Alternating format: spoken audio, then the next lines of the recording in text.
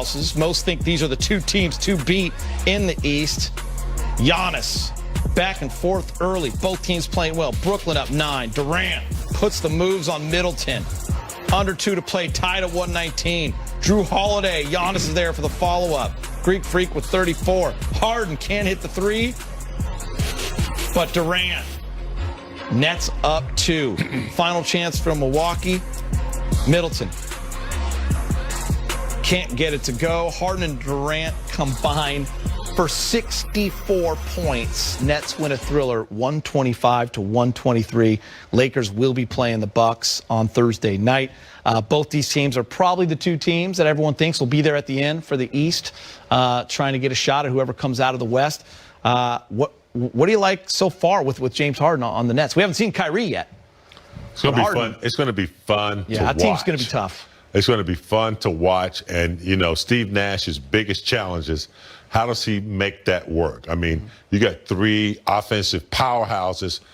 How's the defense going to work? How are the role players going to fit in there? It's still yet to be seen, but what we have seen thus far without Irving, they're just Harden and KD alone, man, that's 60 to 70 points a game, potentially.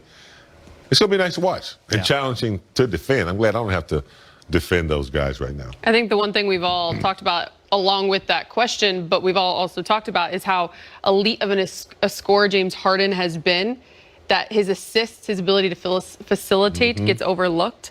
And when you watch the Brooklyn Nets, these first 2 games with him in there, his willingness to give up the rock is there. Yeah. And at the end of the day, I mean, you're thinking about it, and of the 3 of them, he's the only one who has yet to win. And he's gotten to this point. He's got the scoring titles. He's got the MVP. One of the big reasons why it was said that he wanted out of Houston was to win. Yeah. So will he ultimately make that sacrifice that is needed?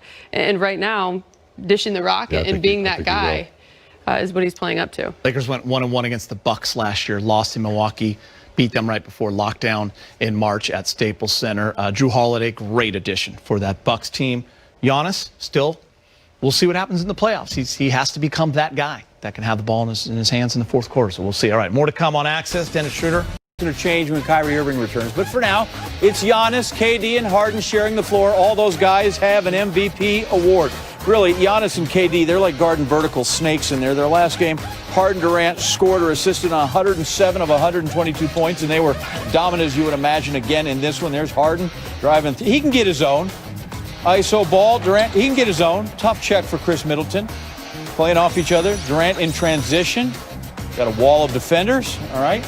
Feed Harden. He'll get through there. A little foul hunting. Doesn't get it, but he gets the bucket.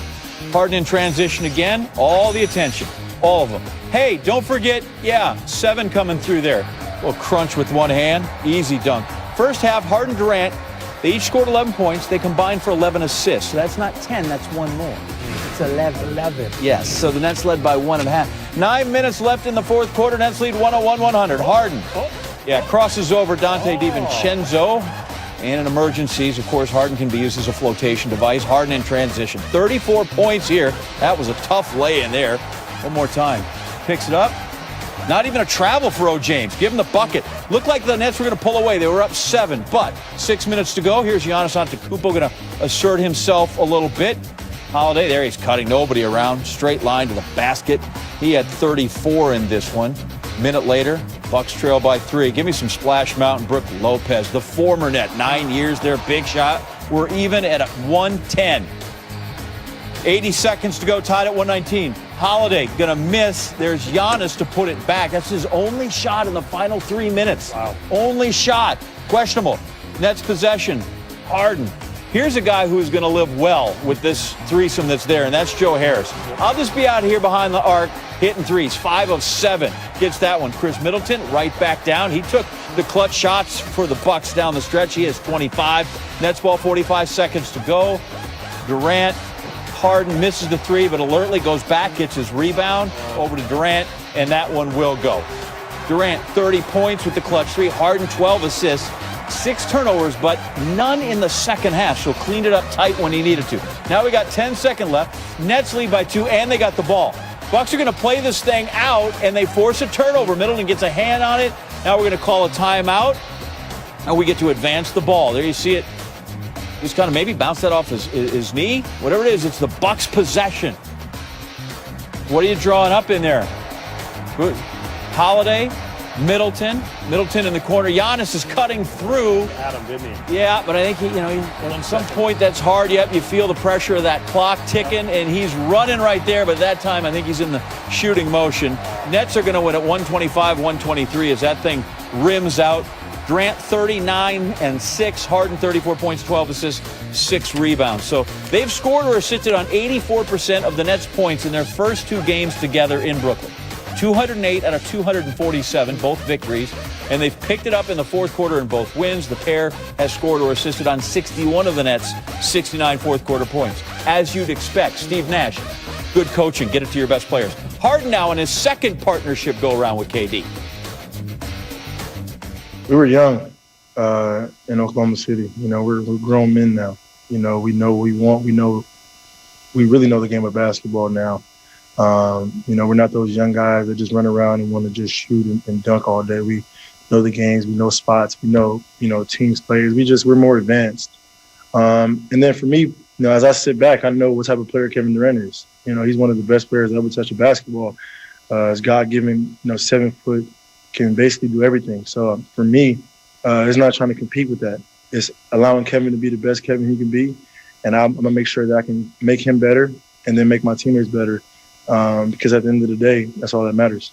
I feel as though like you said, we've been in the league for James' 12th year, James' 12th year, my 14th season. So we pretty much seen every defense, every offensive scheme. We done been in every type of game, playoffs, game 7s, so we done been through a lot in this league, experienced a lot. And for us to bring it together now and combine what we've learned over this time and try to play great basketball, I think it was pretty seamless for us. It was an easy transition, especially with James, handling the ball a lot coming in. So we still trying to, find our way, and, we still got room to improve, but it's a solid start. Joining us now to talk more about James Harden's debut. Listen, David, a lot of people were having fun online talking about what kind of shape he might be in. The memes were good, okay? We got to say that. The memes were really good. However, he looked just fine. He looked better than fine. He had a triple-double. What were your takeaways from this contest? Well, that was the first one. The guy walked in the gym with a new team who already has stars and expectations and studs and got a triple-double. He handled the ball most of the time down the stretch and made all of the big decisions. They played a 2-man game with he and KD. He looked comfortable. The team looked comfortable, and that was what really stood out. It looked like they had been playing together for multiple games already. And you talk about down the stretch there where he had that ball. When Kyrie Irving comes back in the mix, these guys all have to learn how to play together, but when Kyrie comes back, another ball-dominant guy, how do you see that working out? I think the biggest thing is going to be time of possession.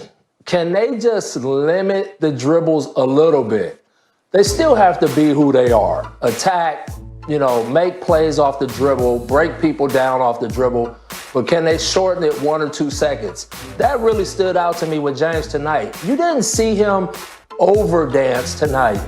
When he didn't have it, he made a play, got off of it, especially the one late where he scooped it to KD. He saw KD had Vucevic on him. KD drove it, kicked it to Brown in the corner, big trust play, and he hit the shot, knocked it down, and I think that's going to be something they have to bottle up. Well, KD and Harden combining for 74 points in this game. You add Kyrie in the mix. These guys could be going for 100. That trio on a nightly basis. It is going to be a fascinating experiment to watch, my man. Scary for other teams. Thank you, David. Thanks for having me. All right, I'm going to dubious. The Nets win 122-115. It felt unbelievable. I hope you can tell by my smile and my play.